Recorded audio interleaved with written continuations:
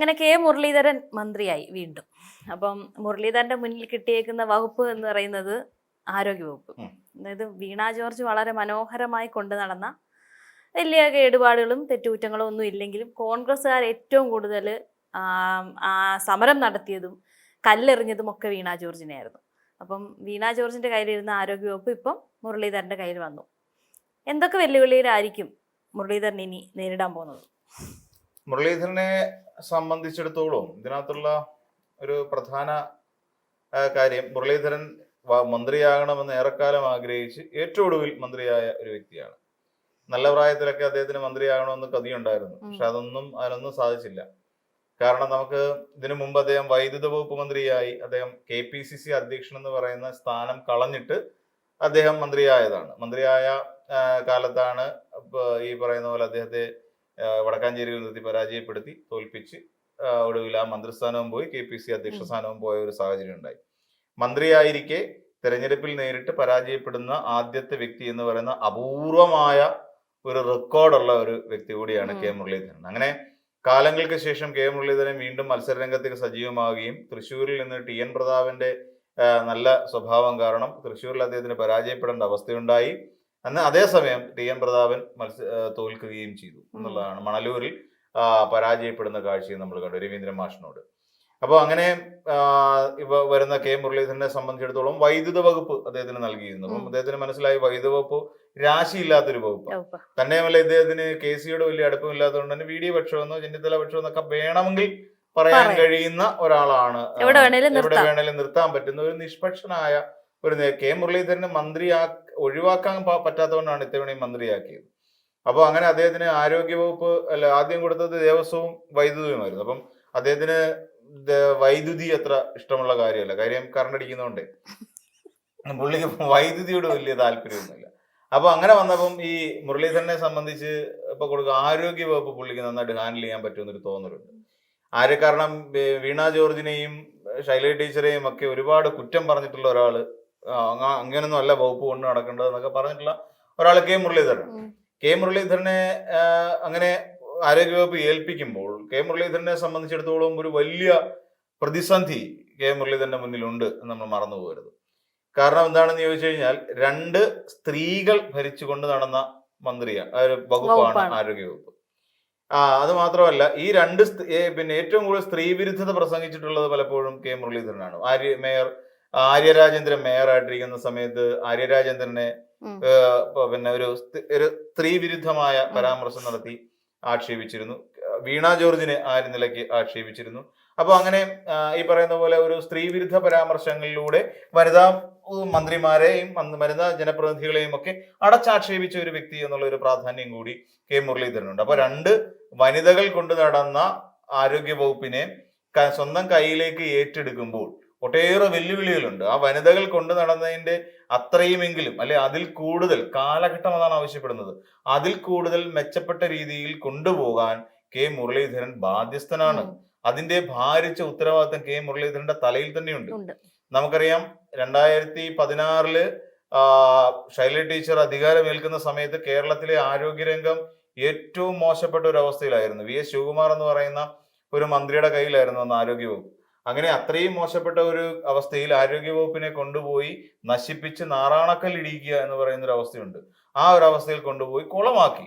അപ്പോൾ ആശുപത്രികളിൽ മരുന്നില്ല, സർക്കാർ ആശുപത്രിയിൽ മരുന്നില്ല, ആകപ്പാടെ ദാരിദ്ര്യവും കൊടിയ പ്രശ്നങ്ങളും, അവിടെ കിടക്കാനുള്ള സൗകര്യങ്ങളില്ല, പിന്നെ ആശുപത്രി ബിൽഡിങ്ങുകളില്ല എന്ന് വേണ്ട സകലമാന പ്രതിസന്ധികൾ നേരിട്ടുകൊണ്ടിരുന്ന ഒരു കാലത്തിനെ അതിജീവിച്ചിട്ടാണ് 2016 ശൈലജ ടീച്ചർ ഈ പറയുന്ന വകുപ്പ് ഏറ്റെടുക്കുന്നത്. എന്നാൽ ആ വകുപ്പ് ഏറ്റെടുത്തതിന് ശേഷം ടീച്ചറിന്റെ കാര്യക്ഷമമായ ഇടപെടൽ ഈ വകുപ്പിൽ കാര്യമായി ഉണ്ടാവുകയും ചെയ്തു.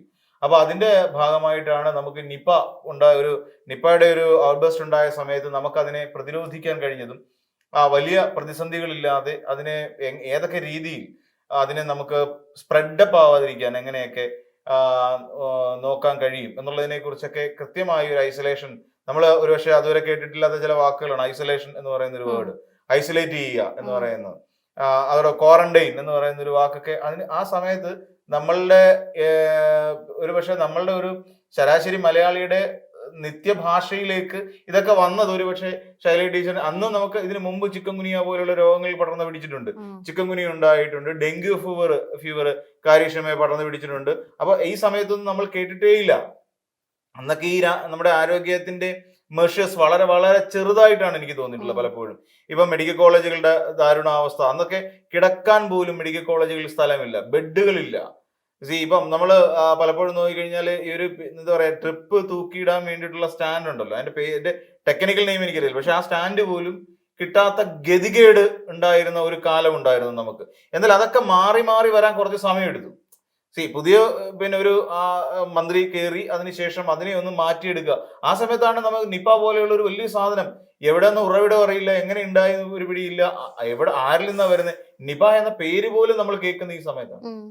വവ്വാൽ പനി, വവ്വാലിൽ നിന്നുണ്ടാകുന്ന ഒരു പനി ഇപ്പോഴും അറിയില്ല, ഇപ്പോഴും നമുക്ക് അറിയില്ല അതിന്റെ ഒരു എന്താണ്, അതിനെക്കുറിച്ച് പഠിച്ചു, അതെങ്ങനെ സ്പ്രെഡായി എന്നുള്ളതിനെ കുറിച്ച് പഠിച്ചു. ഇതെല്ലാം പഠിച്ചിട്ട് ഏറ്റവും ഒടുവിൽ അത് വൈഡ് സ്പ്രെഡ് ചെയ്യാതിരിക്കാൻ വേണ്ടിയിട്ട് എവിടെയൊക്കെ ക്വാറന്റൈൻ ചെയ്യുക, ഐസൊലേറ്റ് ചെയ്യുക, അല്ലെന്നുണ്ടെങ്കിൽ പിന്നെ ആൾക്കാരെയൊക്കെ ഒരു യാത്രാവിലൊക്കെ ഏർപ്പെടുത്തുക തുടങ്ങിയ സംവിധാനങ്ങളിലൂടെ മറ്റൊരു ജില്ലയിലോട്ട് അത് എത്താതെ അതിനെ സൂക്ഷിക്കുക എന്നുള്ള ഒരു വലിയ കാര്യം അവിടെ ചെയ്യേണ്ടി വന്നു. നമുക്കറിയാം എല്ലാ ദിവസവും തിരുവനന്തപുരത്ത് നിന്ന് ട്രെയിനായിട്ടും ബസ്സായിട്ടും ഒക്കെ തിരുവനന്തപുരം, കോഴിക്കോട്, കണ്ണൂർ, മലബാർ മേഖലകളിലേക്ക് വാഹന ഗതാഗതം ഡെയിലി നടക്കുന്നതാണ്.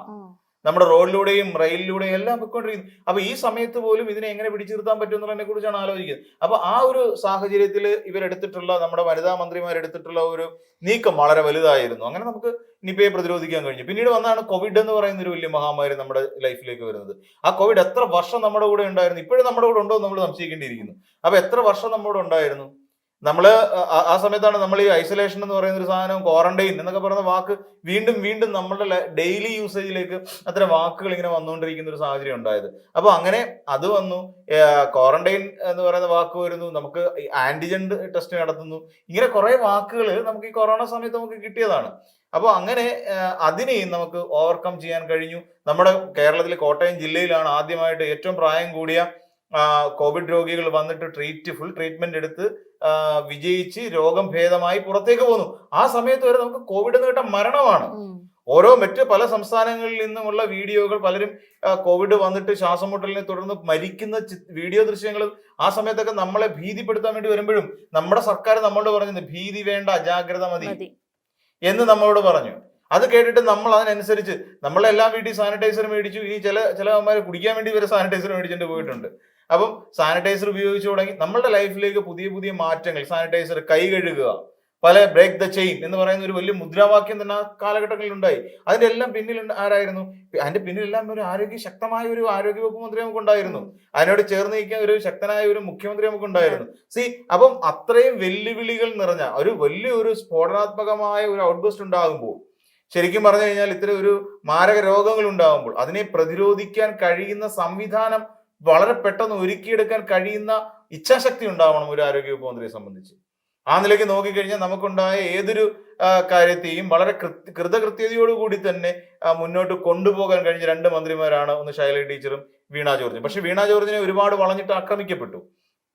അതിൽ പക്ഷേ ഏറ്റവും പ്രധാനമായിട്ട് ഞാൻ നേരത്തെ പറഞ്ഞ കോൺഗ്രസിന്റെ ഒരു സ്ത്രീ വിരുദ്ധതയുണ്ട്. പിന്നെ അവര് മാധ്യമ പ്രവർത്തക എന്നുള്ള നിലയിൽ നിന്നിട്ടാണ് പിന്നെ ഇതിലേക്ക് വന്നത്, ഇപ്പൊ പൊളിറ്റിക്സിലേക്ക് ഇറങ്ങുന്നത്. അപ്പൊ അങ്ങനെ തുടങ്ങിയ ഒരുപാട് കാരണങ്ങൾ കൊണ്ട് ഏറ്റവും അധികം വെറുക്കപ്പെട്ട ഒരാള്, മാധ്യമങ്ങൾ ഏറ്റവും കൂടുതൽ ചർച്ച ചെയ്ത ഒരാള് ഒരുപക്ഷെ വീണ ജോർജ് തന്നെ ആയിരിക്കും.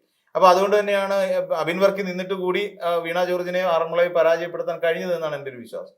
അപ്പം അങ്ങനെ ഈ രണ്ട് വനിതകൾ കൊണ്ടുവന്ന് ഇവിടം വരെ എത്തിച്ച ആരോഗ്യ വകുപ്പിനെ ഇനിയും താഴോട്ട് പിന്നോട്ടടിക്കുന്ന ഒരു നിലവാരത്തിലേക്ക് കൊണ്ടുവരിക എന്ന് പറഞ്ഞാൽ അങ്ങനെ വെറുതെ ഒരു വാക്കുകൊണ്ട് പോലും ആകാൻ പാടില്ല. കാര്യം ഇവിടെ കേരളത്തില് പിന്നെ കോൺഗ്രസിന് വേണ്ടി ഫണ്ട് മുടക്കിയിരിക്കുന്നത് ഏതൊക്കെയോ വമ്പൻ പിന്നെ ഡ്രഗ് മാഫിയകളാണ്, അല്ലെങ്കിൽ ഈ പറയുന്ന പോലെ ഫാർമസ്യൂട്ടിക്കൽ കമ്പനികളാണ് എന്നുള്ള ഒരു വലിയ സാധനം കേരളത്തിന്റെ അന്തരീക്ഷത്തിൽ കിടന്ന് കറങ്ങുന്നുണ്ട്.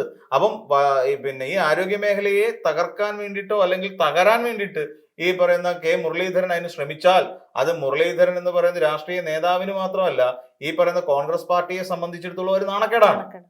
കാര്യം വീണ ജോർജിനെ താഴെ ഇറക്കാൻ വേണ്ടി ഏറ്റവും കൂടുതൽ വീണ ജോർജിനെ കളിയാക്കിക്കൊണ്ട് ഓരോ വാക്കുകൾ പറഞ്ഞ ഒരാളാണ് പിന്നെ കെ മുരളീധരൻ. അപ്പൊ മുരളീധരനെ സംബന്ധിച്ചിടത്തോളം ആ വകുപ്പിനെ ഭംഗിയായി കൊണ്ടുപോകുക തന്നെയുമല്ല, കേരളത്തിന്റെ വിവിധ സ്വകാര്യ ആശുപത്രികളുമായി ബന്ധപ്പെട്ടുകൊണ്ട് കോടിക്കണക്കിന് 100 കോടിയോളം രൂപ ഇൻവെസ്റ്റ് ചെയ്ത് മാറി നിൽക്കുന്ന അമേരിക്കൻ കമ്പനികളുണ്ട്.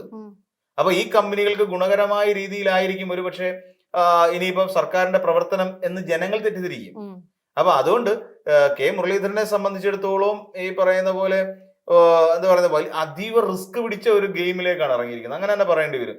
ആരോഗ്യ മേഖല എന്ന് പറയുന്നത് ഭയങ്കര റിസ്കി ഗെയിമാണ്. അവിടെ വിജയിച്ചില്ല എങ്കിൽ എല്ലാ കാലത്തും പേരുദോഷം കേൾക്കുന്നവരും ഇന്നും വി എസ് ശിവകുമാർ പേരുദോഷം കേട്ടുകൊണ്ടിരിക്കുകയാണ്. അപ്പൊ ആരോഗ്യ മേഖല അത്രത്തോളം ഭംഗിയായി കൊണ്ടുപോകാൻ കഴിയാമെങ്കിൽ മാത്രമേ ഇതിനകത്ത് കെ മുരളീധരന് ശോഭിക്കാൻ കഴിയൂ. അല്ലെ കെ മുരളീധരനെ സംബന്ധിച്ചിടത്തോളം അത് വൻ വീഴ്ചയായിരിക്കും എന്നുള്ളതാണ് എനിക്ക് പറയാനുള്ളത്.